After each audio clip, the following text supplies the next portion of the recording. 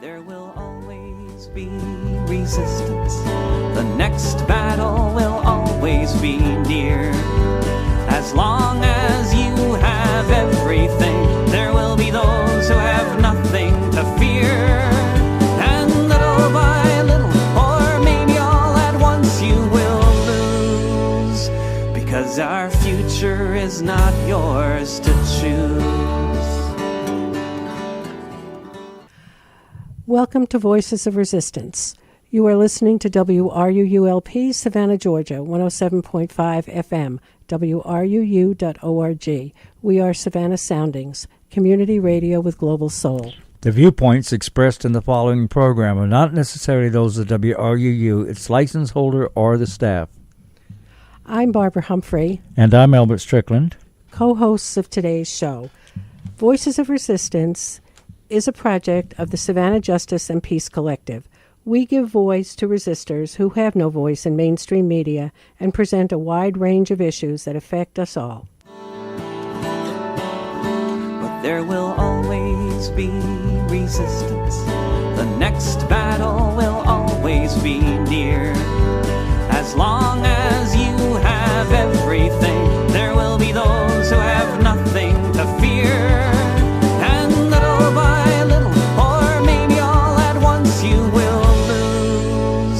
Because our future is not yours to choose.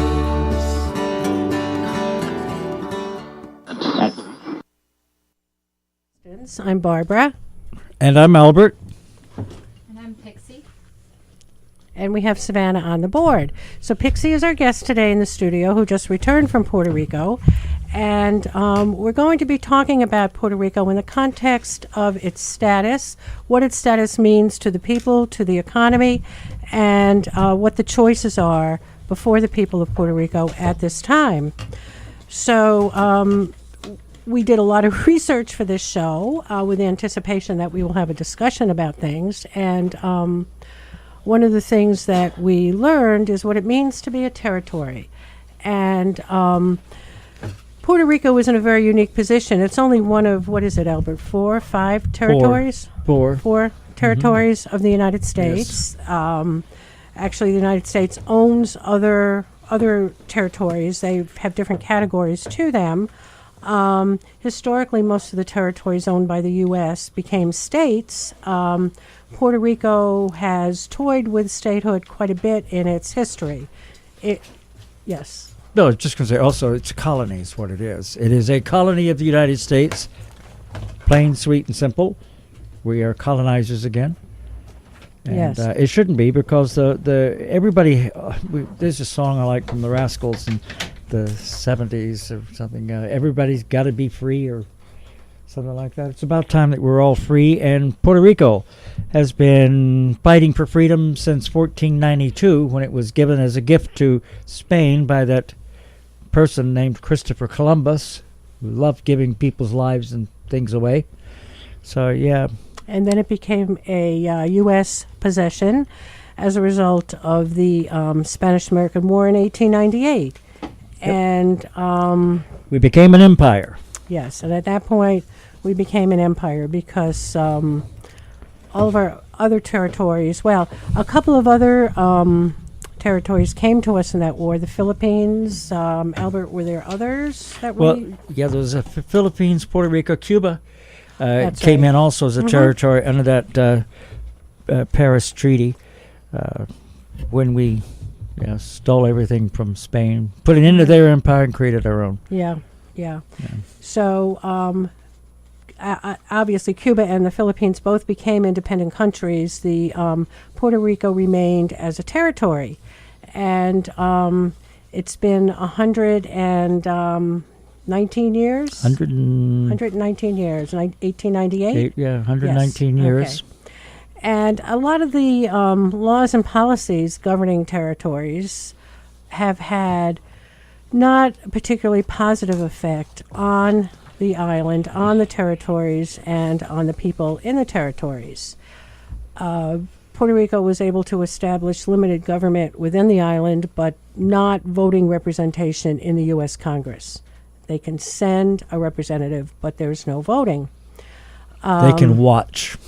Yes, they can watch. They can participate in the debates, but they cannot vote. Mm-hmm. And they have authority over their internal affairs, but I really like this. I wish you would read that part. When I read tell this, us that part. I was really overwhelmed. They have authority over their internal affairs. We gave them that. Now, but the U.S. controls interstate trade. It controls foreign relations and commerce, customs administration, control of the air, land, and sea, immigration and emigration, nationality and citizenship, currency, maritime laws, military service and bases, Army, Navy, and Air Force, declaration of war, constitutionality of laws, jurisdictions and legal procedures, treaties, radio and television communications, agriculture, mining and minerals, highways, postal systems, Social Security, and other areas generally controlled by the federal government in the United States, but they have control over their internal affairs. I thought that was really kind of interesting. That doesn't sound too much independent at all. No. So. Yeah, so in 2006, there was a coming together of, I think it was 22 independent countries in North and South America to specifically focus on the colony of Puerto Rico, the territory of Puerto Rico and what it meant. And out of that came a very strong declaration that Puerto Rico should have its independence. However, as we know from today, that has not happened. Actually, the United Nations also issued a declaration that it was time for the U.S. to divest itself of this particular colony. And the people want freedom. Right. They've always wanted freedom. But now, because of the way things are going, they have three choices. Right. So back to historically, Puerto Rico has always been a very valuable location for a military presence. And in the 1900s, the U.S. Navy built a marine base in Culebra, which is an island in Puerto Rico. And when they came onto the island, the first thing they did was eliminate the principal town on the island and evict all of its residents, which was lovely. But they have control over their internal affairs. Yes, we have control over their internal affairs. In 1970, the Navy attempted to evict all the residents of the island, not just those of their principal town, as they were conducting their training exercises, their shelling, and these activities were creating both direct and indirect threats to human and environmental health, leaving the island riddled with craters, unexploded bombs, and toxic waste. As a result, local residents began demonstrating and protesting what the Navy was doing on Culebra. And finally, in 1974, then President Nixon ordered the Navy to leave Culebra by 1975 and relocate its base and shelling activities to another location. Well, yes, Vieques. So since 1941, the Navy had also had a presence on the island of Vieques, where they were conducting bombing raids. They were testing chemical weapons for use in foreign wars, from Vietnam to Iraq. Some of these weapons were the things like Agent Orange, napalm, and quite a few other nice depleted things. uranium, white phosphorus, yeah. Weapons with arsenic, mercury, lead, and cadmium. It's great for sea life and great for human life on the islands. Absolutely. Mm-hmm. Also Yeah. leaving unexploded ordnance. Mm-hmm. And this resulted in physical and psychological illnesses such as cancer, hypertension, cirrhosis of the liver, diabetes, and infant mortality rates, all higher than were the case on the rest of the island.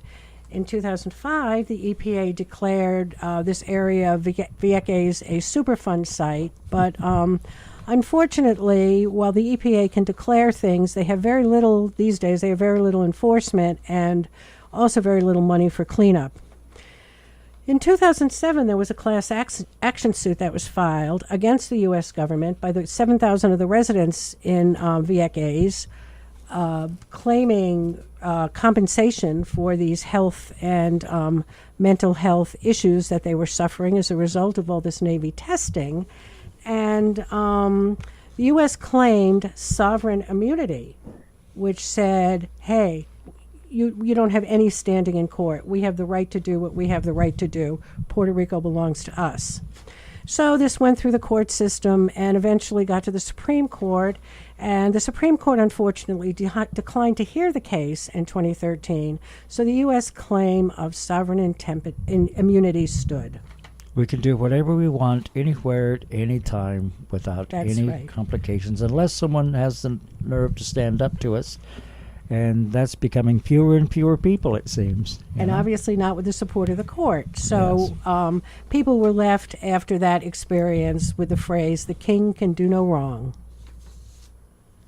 There were also significant, there was a significant economic impact to Puerto Rico from U.S. policies, which is really what we want to spend most of our time talking about today is, if we look at the conditions in Puerto Rico today, the island is riddled with debt. There's an extremely high rate of poverty, unemployment, and Puerto Ricans are leaving the island. I won't say in droves, but I think they're losing about 10% of their population a year, and of course leaving the poor, the sick, and the older people behind. Because the poor really can't afford to travel to the U.S. to look for work. Right. So they have no options but to remain. But some of the economic, we'll get into that in a minute too, about from the vulture capitalist and all how they Right. are hovering over it. And some of their proposals are like they want to make the minimum wage, take it from $7.25 to $4.25 because they can hire more people if they do that. And they really want these poor people to stay because they are basically semi-skilled workers, and they're there. So when they go in and rebuild, it'll be much as they wanted to do in New Orleans after Katrina and this sort of thing. They're going to rebuild with hotels and clubs, tourist destinations, and they'll need those poor people for maids and servers in restaurants and that sort of thing. Well, one of the U.S. acts, one of the U.S. policies that had a significant impact on Puerto Rico, as well as other territories of the U.S. at the time, was the Jones Act. So Which most of us hadn't heard of the Jones Act until Hurricane Irma came through, and then Maria. because we've never heard of it. Why would we? Right. But they had to get some kind waiver. of a waiver for even Florida Right. or Houston to the Jones to bring in Basically, some ships. right. Basically, what the Jones Act does is regulate. U.S. ships are considered flagships vessels, and they're allowed to come in and out of any U.S. port. But foreign ships are not flagship vessels, and they can only come into one port to offload their cargo and unload other cargo. They can't go from port to port to port. And as we here in Savannah certainly know, what happens when the ships come into harbor. They unload their containers. We can stand at the river and watch those container ships come upriver. They unload their containers at various port sites, and then these containers are put on trucks and taken to other locations. This has a tremendous negative effect on Puerto Rico, on Hawaii, on Alaska, and also on Guam. So it basically results in the costs of goods being 2 or 3 times what they would cost on the mainland, which one could say is because it's such a large distance, but in fact that's not the case. It's because trucking is such a much more expensive way of moving goods than shipping. And the Jones Act was waived for Maria so that foreign ships could come directly to Puerto Rico, so that Eventually, and also to Houston to offload goods, but the law is back in effect. And we talked a little bit about why that act is still in existence, and there's been proposals to put it to bed, to get rid of it, most recently by, I think it was Senator John McCain from Arizona. And it's never gotten any traction. And we can all speculate on why that may be the case. Well, trucking companies, number one, they make most of their money because the ships can't drop off where they need to drop them off, so they have to be trucked. And if you're going to Alaska, and you trucks are expensive to go there. I always thought that it was perhaps a manufacturing cost and then the distance, but realizing that you're actually just basically the things are expensive because of the transportation. That's where was it? Where they will not ship is Hawaii, where they won't. Apparently there are cattlemen in Hawaii who will put their cows cattle on a plane to send them to the mainland, as opposed to the shipping, because it's so much more expensive. Shipping's too expensive. Planes are cheaper for their cattle to ship. So I was in Alaska not that long ago, and I can attest to the fact that everything is incredibly expensive there. I thought it was the distance. Only we sort of joked and said most of the stuff that comes here from China and Japan, and you'd think it'd be cheaper in Alaska because it's closer, but no, it has to come in. There's 4 major ports in the U.S., Seattle, Los Angeles, Savannah, and New Jersey. Port New Jersey. Those are the 4 ports that the foreign ships are allowed to come to, and then the containers are offloaded onto trucks. And we all see that. We all live with it on the highways. Just nothing but trucks. Yeah, I keep wondering why so many trucks when you're traveling anywhere. It's like train, rail would be better, but no, they do these things on trucks. So you'll pass 50 trucks in the course of just a couple of hours. The expense in fuel, the expense in the road damage that these trucks are doing. It's amazing when it could be done either through rail or shipping. Or definitely through shipping. And the impact it's had on, Alaska, Hawaii, not so much. They became states. The U.S. figured out how to exploit them other ways. But all this started with Puerto Rico, with the Jones Act. It certainly had a significant impact on Puerto Rico. And there were other policies and programs that impacted Puerto Rico. The U.S. playing with its tax laws, making Puerto Rico tax exempt to try to lure companies in. So really all you had was companies coming in and setting up shop just to take advantage of the tax laws, but really, creating some middle-class jobs for people, but mostly just sucking the wealth off the island. And which they do a very good job of. Yes, which they do a very good job of. These vulture capitalists do a good job at doing that. Yeah. Yep. There was a thing called Operation Bootstrap in 1947, and of course that's always been one of my favorite terms. We all should be millionaires. We just have to pick ourselves up by our bootstraps. And it's your fault you are not a millionaire. It's our fault. It lured manufacturing and pharmaceutical companies, poisoned, again, more poisoning of the air, water, and land, and the profits just leaving the country. And did not do anything to improve the economy. And then our trade agreements, NAFTA and CAFTA, all they did was just create competition to Puerto Rico. So now you had the no more tariffs, no more trade, no more inhibition of trade, and so Puerto Rico just became one of many places that the U.S. could exploit. Yeah. Now I've never been to Puerto Rico. But I don't think Barbara has either. Have no, you I been have Puerto not Rico? had the But we have 2 people here who opportunity. have been to Yes. Puerto Rico. We have Savannah, who actually did an excellent little documentary on Puerto Rico, which was really good. I'd like to show it someday. It's really that good.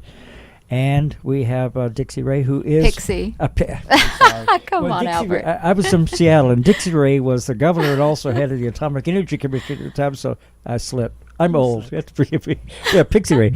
But she is there with Ben with Food Not Bombs and trying to do what they can with the destructions that there is there. But Savannah was there before all this happened, but she was on Vieques, where Calabria. Yeah. Calabria. I was on Culebra. Calabria. Okay. Calabria. Well, tell us a little bit about what you saw while you were there. While on Culebra, I was trying to document the damage done to the environment, because if you think about it, all of the testing that was done, the impact still remains, because just the long-lasting effects of these bombs and whatnot being, left in the water. And really one of the biggest issues was, well, what do you do? Do you leave the bombs in the water to like erode and leak out these chemicals that are going to poison their fish supply, and they live off of their seafood? That is like the most accessible thing for them. Or do you explode the bombs in the water and then of course cause like massive fish kills? And there's really not a practical way to remove these bombs. And then if you also think about it, the EPA, the closest EPA division is in Jacksonville, Florida. So then they have to, collaborate with them. And if they find a bomb, then they're supposed to alert Jacksonville and then wait for them to respond. So it's really impractical. And I don't know, I just kind of saw on this small island of Culebra, which is right next to Vieques, when the military left Culebra, Vieques was like, ooh, an opportunity to boost our economy, come over here. And they did, and now they're one of the most contaminated places in the world.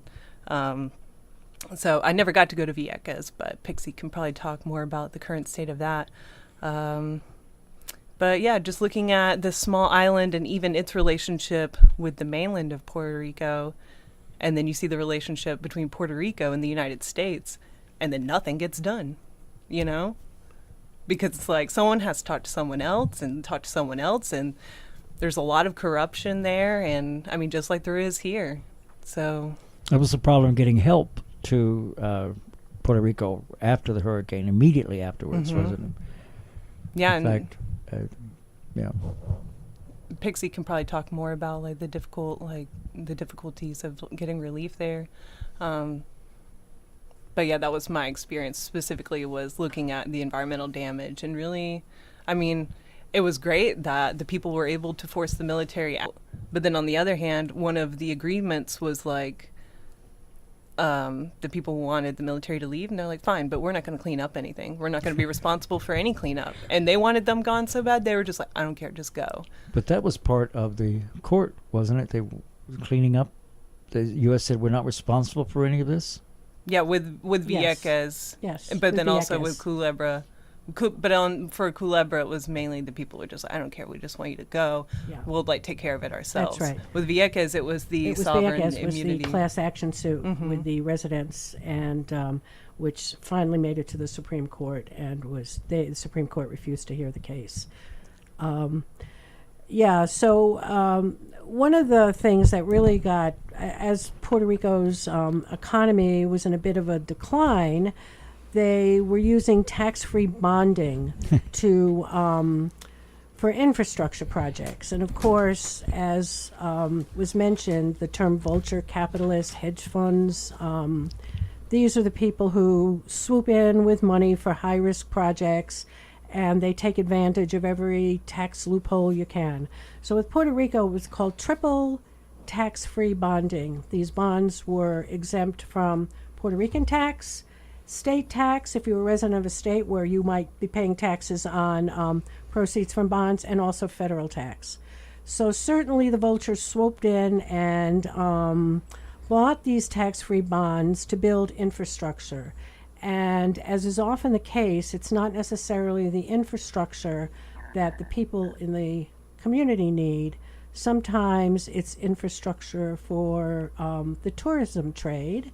And one example is a golf course that received, I think, $25 million worth of tax-free bonds to build it. And then it wasn't doing very well, so they got Donald Trump to agree to license it, and then they got another $26 million for this project. Then the owners of the project weren't doing well, decided to declare bankruptcy, and there's Puerto Rico holding $51 million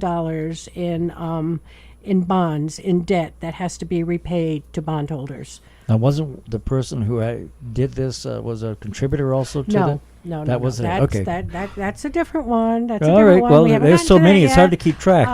They do such a good job at this. Vultures as of August, everywhere. Puerto Rico owed $74.8 billion in debt. This little island. $74.8 billion.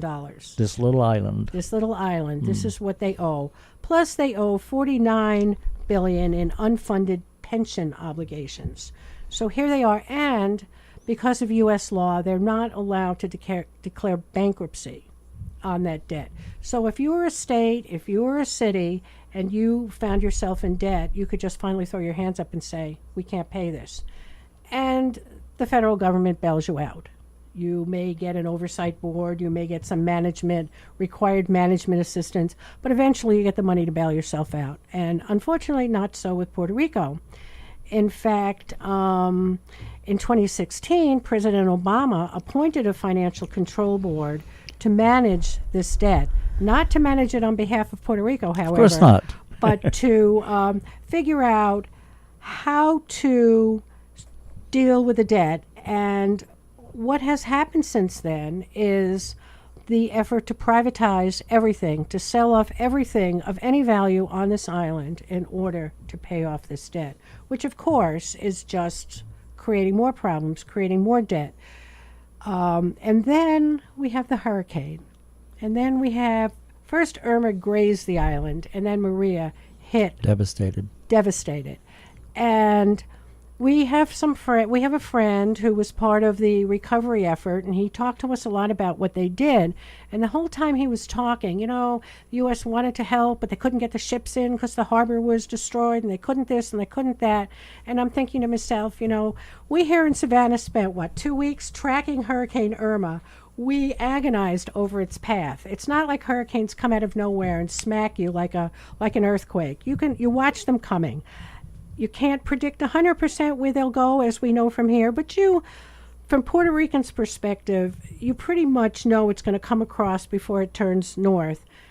If the U.S. really cared about Puerto Rico, they would have had that relief there, waiting for the hurricane to hit, not waiting for it to hit and then coming and saying, oh, gee, we can't communicate, the grid's down, we can't land our ships because the port's destroyed. But, of course, that did not happen. I'm sure there's a very good reason, and perhaps even Pixie can tell me why. You can't get ships in, but we have aircraft, and we can pinpoint drops on aircraft. We can take a drone and put it on someone's house thousands of miles away, but I can't somehow make a drop of food and supplies for people who need it on an island that's not that far away from the U.S.? I mean, this is ridiculous. It is ridiculous. I mean, why we couldn't have. When were we airdropping into Berlin? Oh, that's 60s. Yeah, we airdropped in the middle of Berlin. We could figure it out then. That was 1960s and now. But we can't. I actually cannot answer that question because I'm just as confused. About that as you all are. Yeah. Like that makes no sense why no one was there. And if you would like for me to talk about disaster relief, just Yeah.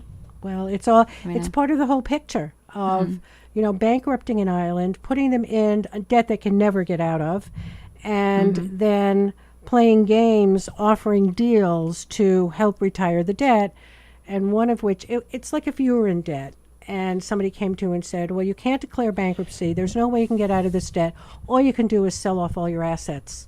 So then what am I left with? I'm left with nothing. Yep. And that's basically what's been going on. There is this group called Centro de Periodismo Investigativo. You can tell our Spanish is not the best. My Spanish is not the best. Absolutely not. After 3 years of Spanish in college. I had French. I have an excuse. Hola is about the extent of my Spanish. They're trying to figure out who the bondholders are. Because, it's one thing if the bondholders are, little old 80-year-old ladies sitting on their rocking chair knitting, and that's their retirement. Or if the bondholders are these venture capitalists who put their money into high-risk projects, and what that means is often those projects fail, and you accept the fact that you are going to walk away without a penny on a dollar. But no one will reveal who the bondholders are. Well, you remember the same thing with 2007, when people were losing their homes right and left. They made a deal with, let's say, Bank of America to own their loan for their house.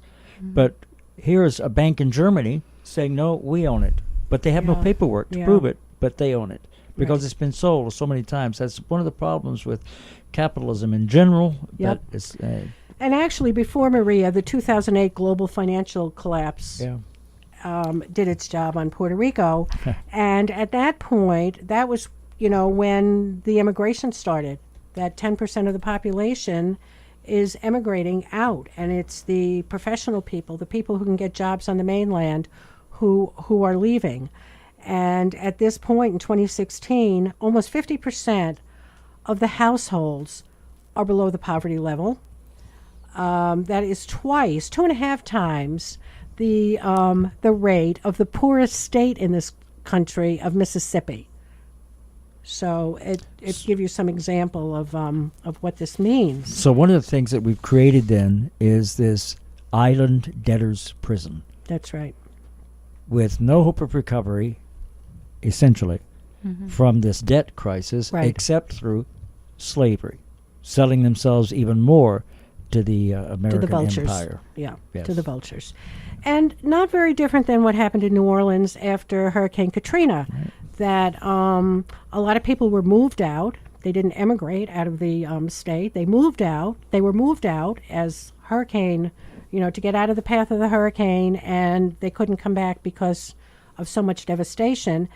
And many of those people didn't come back. And then when you looked at some of the areas that were devastated, they have now become gentrified, that favorite word that we've been hearing a lot about lately.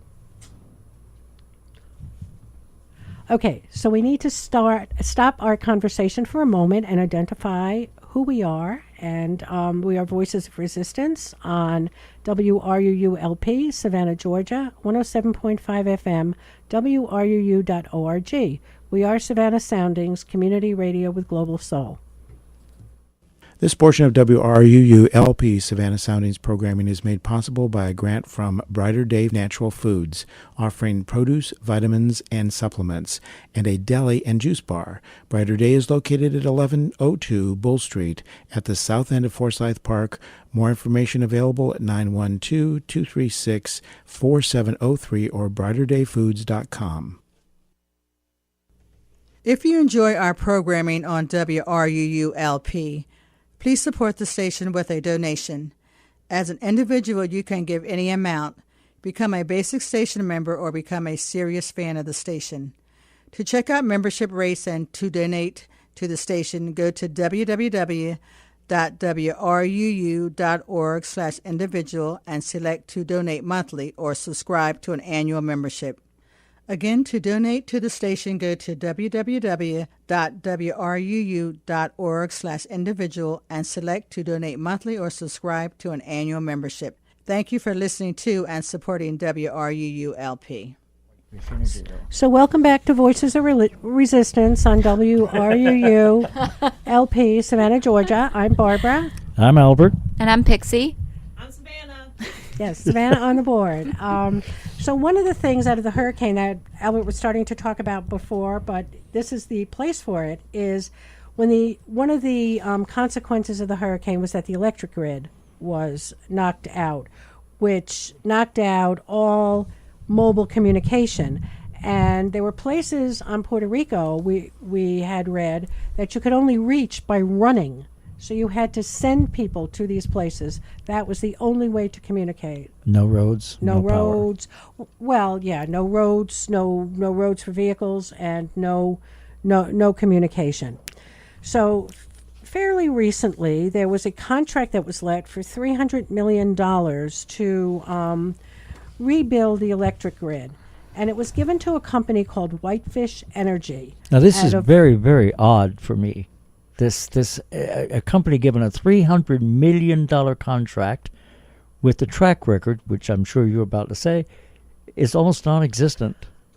And the status is definitely Right. non-existent. So Whitefish Energy is out of Whitefish, Montana. It's a 2-year-old company that has 2 full-time employees.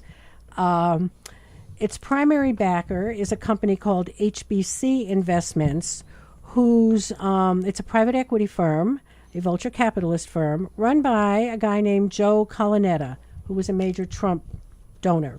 Now, So- 2 people, 2 years experience, get a contract for $300 million to rebuild An energy the grid. energy grid in Right. Puerto Rico. Yeah. So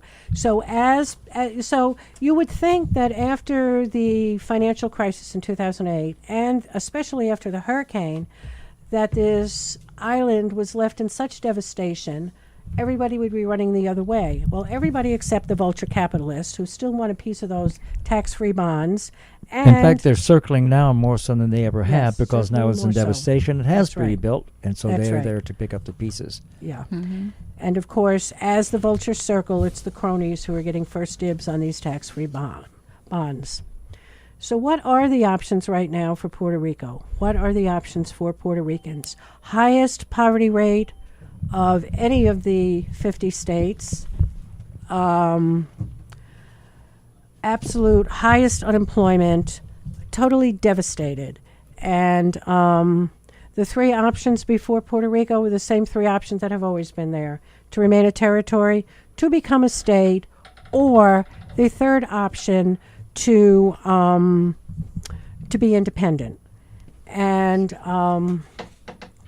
those are the things we want to talk about now, as well as to talk a little bit with Pixie about the current situation, since she's a week back from Puerto Rico. Yep. And we have another guest joining us in the studio. We have Carlos Gonzalez. And Carlos, could you sit down and grab Albert's mic and introduce yourself?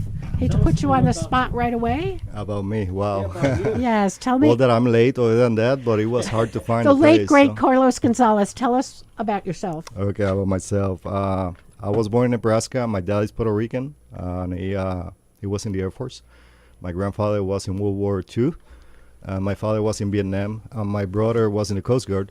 So they have that tradition there. A lot of Puerto Ricans joined the military for the United States. So I was born in Nebraska. Then I grew up in Puerto Rico since I was 5 until I was 22 when I left, and I pursued my education here in the U.S.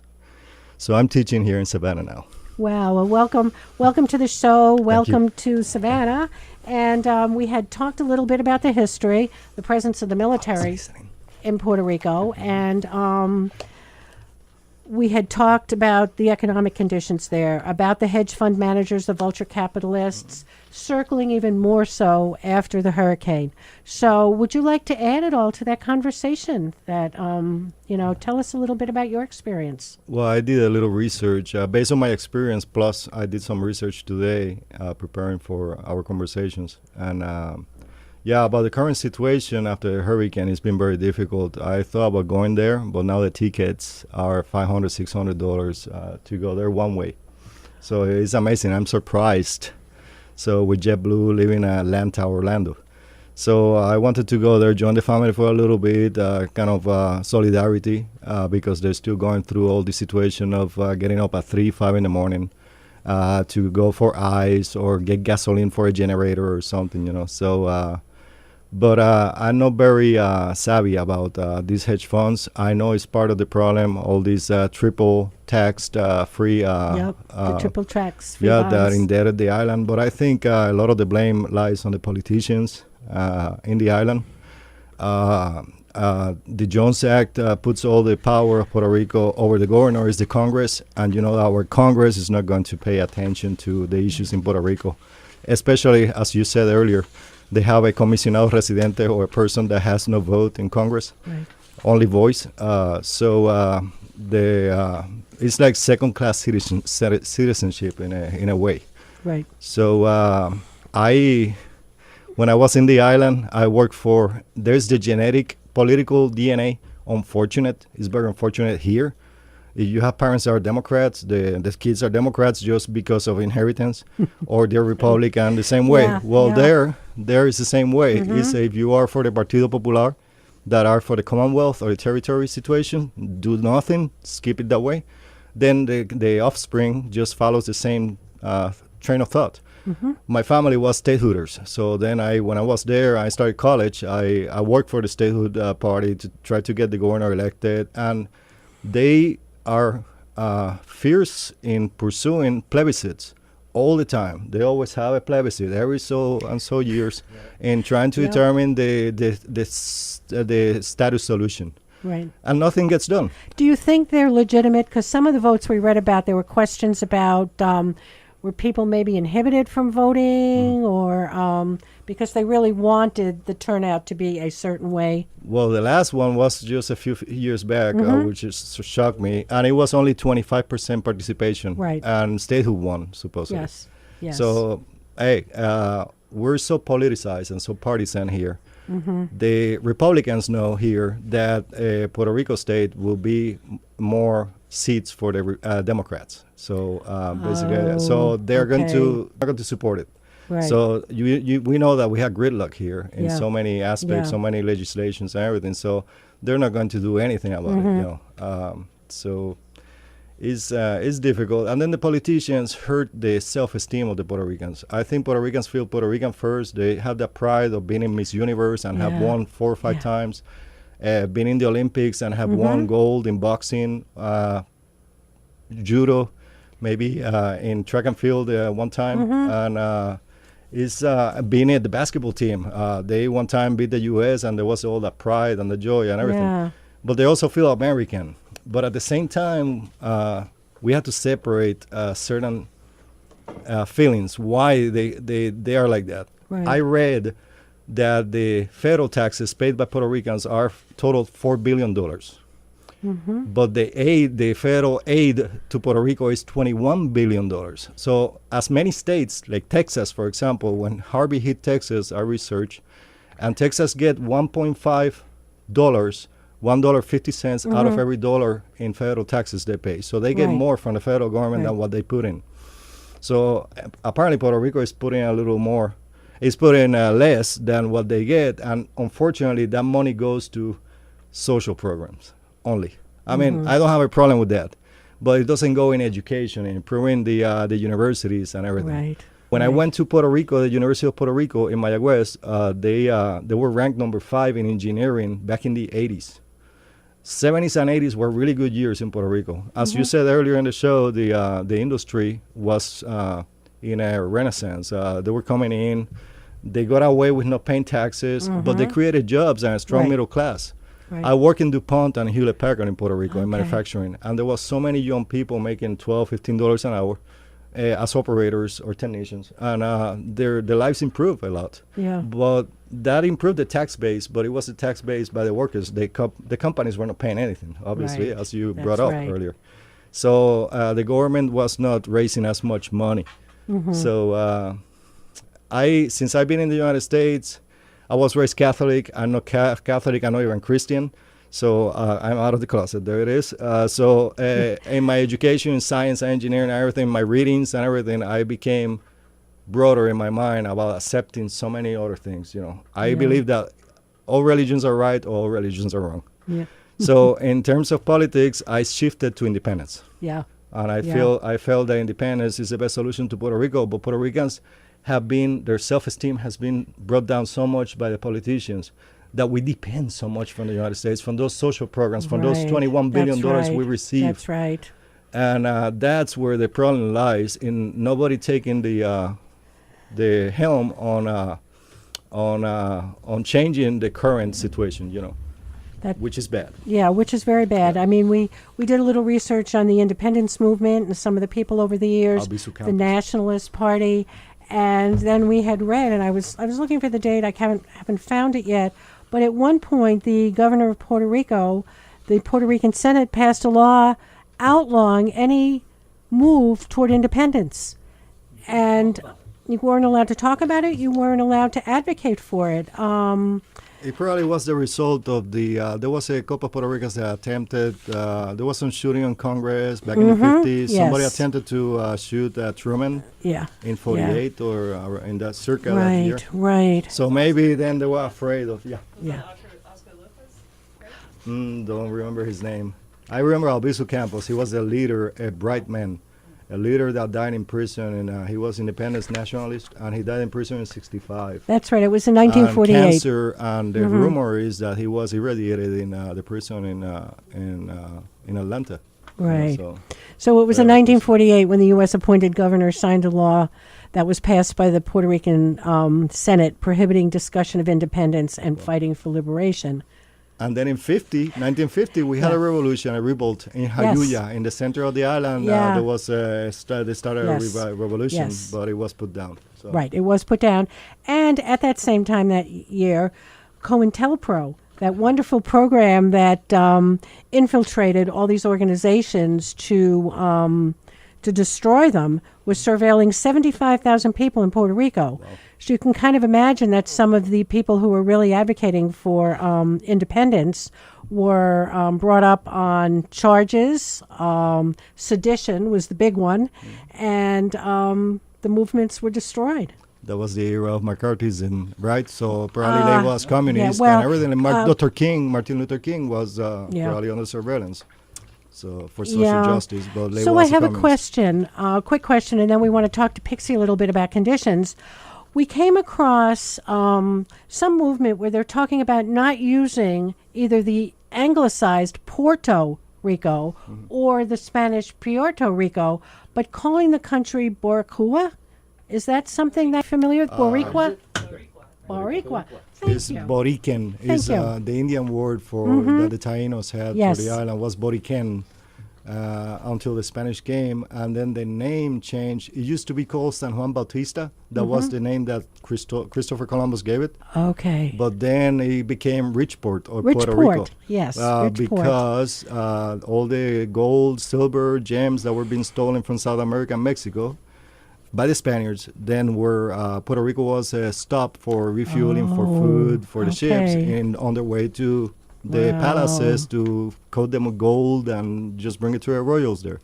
So that's why it was a rich port, because there was a lot of merchandise that had been taken from other places that was for some time there before they continued their journey to Europe. And then I wasn't surprised to see that in 1974, the FALN party, which I'm not even going to try to pronounce, came into power in Puerto Rico, truly moving for independence. And, you know, thinking about what was happening in U.S. at the time, that was when the country was kind of licking its tail and leaving Vietnam. And President Nixon had resigned in disgrace. So it must have been that there were people in Puerto Rico thinking, wow, the U.S. is really at a low point. This is a time to strike. And Oscar Lopez Rivera was one of those FALN members who was pushing strongly for independence at that time. But again, you know, the whole movement, you know, between the CIA and COINTELPRO, the whole movement was squashed. I think that the U.S., you mentioned the bases. They had the Roosevelt Roads, the Navy base that closed just, 10, 15 years ago. Yeah. They had Ramey Base, which is a big Air Force base on Aguadilla. And they have Fort Buchanan and other bases for the Army. Yes. So they are valuable to the United States. So they probably were not very interested in making a transition of power to independent countries. Yeah, so. and a lot of the people I know from Puerto Rico, I mean, up in New York, really appreciated the status of Puerto Rico in some ways because you could travel unhindered between the mainland and the island. People would come to the mainland and work for 6 or 9 months, then go back to the island to visit family and spend time. And certainly as an independent country, it may have been a little more difficult to travel. But those things can be worked out. I know. I mean, like Panama, there's countries that use the U.S. dollar or have used it for a while, and they can use the U.S. postage. And I think those things can be talked about and arranged, so there's benefits. I believe in independence. I believe that the president of Puerto Rico should be able to do commercial trade deals with China, with Japan, with Europe, Germany, U.S., of course, because people have the unfortunate belief that if we become independent, that means that we don't like or we hate the United States. Yeah. I don't have to live in the house of my neighbor to like my neighbor. I can be the neighbor next door, have a smaller house, and still be friends, you know, so. Yeah, I can understand that fear is driving a lot of the votes. When we looked at the vote from, was it 2012, when people had a yes-no on keeping the status as it was, and then the no people were asked, what were your choices? I think it was like 5% of the people said independence. 5%. And it's probably out of fear. 500,000 votes were not counted because Well, they didn't vote that extra step. Right, I said, 500,000 no, people did not take, vote. yeah, yeah, So, and they said that if that had happened, it would have changed everything. yeah. But they were Yeah. afraid. A lot of them were afraid. So now we have Oscar Lopez Rivera, who had been a member of FALN, who had strong independence, whose sentence was commuted by President Obama just before leaving office in 2017, and he has returned to Puerto Rico. He had to do a little time in his sister's house, I think, kind of his house arrest thing, and then he's free. And I think it'll be interesting to see what happens. So, Pixie, tell me about your experience there. I went to Vieques, Puerto Rico, and like you said, I've been back stateside for about a week. I was there for 10 days doing disaster relief. It was myself and my partner Ben, and we were also with the Three Nails Project. It was a total of 5 of us that went over there to do disaster relief. So when we went over there, and everybody was saying, like, from what I could get on the news and the internet, everybody was like, it's in relief mode, don't worry about it, everything's fine. So I was like, okay, I gotta believe it to see it, I gotta see it to believe it, excuse me. And so we get over there, we land in Puerto Rico, and then we have to take a ferry that may or may not show up on time. So you've got people that are sitting around waiting, and they actually are living on the Vieques Island, and this ferry may or may not get you back home. So we were lucky to be the last 5 people allowed on the ferry. So when we got over there, it was very obvious that it wasn't in recovery, which I kind of wasn't surprised. But so when we got there, we were to work with homes, doing trees, seeing like small maintenance, doing food and water and medical. And then when we actually got there, we got to the plaza. It was kind of like the downtown on the island. And you see these like buildings that were taken over. One was from FEMA. One was the American Cross, and the other one was military. And you go to the FEMA one, and you realize that they have... So the island actually has no electricity. It's None. basically none. It's all generator right now. And the FEMA building had like the largest generator, and you go in there and you see them, and they're sitting in the cold when it's like 95 to 100 degrees outside, and they're playing a deck of cards. And then there's the Red Cross and the military. So when we we went from house to house and seeing what needed to be done, and we're like, wow, they have no food. They have no water. There's no drinkable water there. There's no power. The food that these people are receiving through FEMA is snack boxes. So they're getting boxes with fruit cups, Doritos, and peanut butter crackers. And so this is the best we can do. Yes, right? Absolutely. This is the best, apparently. Well, it reminds me so much of New Orleans. I went to New Orleans in 2007, 2 years after Katrina, and I expected the city to have been rebuilt because, I come from a place where I've seen hurricanes, and it doesn't take all that much time if you put the money and the effort into it. And you could see in New Orleans, the white upper-class areas had been rebuilt. The lower Ninth Ward was still in shambles. And it was my intent. It was my intent to leave those places in shambles so that people wouldn't come back. The poor people of color would not come back. And then that land could be redeveloped for wealthier people, could be gentrified. The same thing as for Puerto Rico. Yes. Okay. They've been talking about taking over Puerto Rico, privatizing everything, the culture. That's why the venture vultures are there in the first vulture place. funds. Yeah, The vulture the hedge funders. fund people and all those nice people that we all love. They're there, and they're like vultures sitting there ready to eat the carcass Ready and to do what they pounce. want to. They'll make the money. The people in Puerto Rico still won't benefit. They still won't have anything. They will be the maids, as I said, and the people who serve in this tourist industry that's going there soon. It's going to be like Havana was in 1950s. Yeah, Yes. yeah. That's what I see anyway. I Yeah. really do. And Yeah. I don't see Puerto Rico strong enough to stand up to anything. Right. Carlos, And when do you- you're this yeah. devastated. Do you So have what? s- Oh, I'm sorry. What? Yes. What? You said there were people that living up in the hills, or too. That how do you get things to them?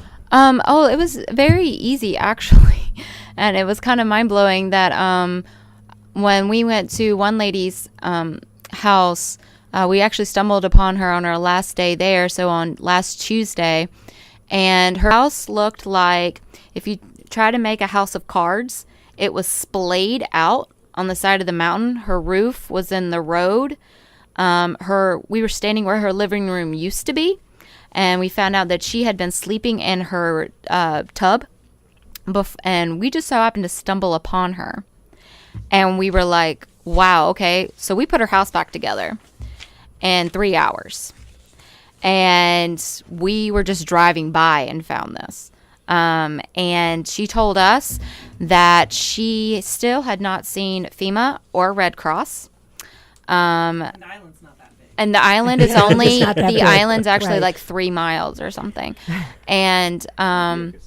yeah, in Vieques. And she said that after day 20, after the hurricane, she still had no food and no water.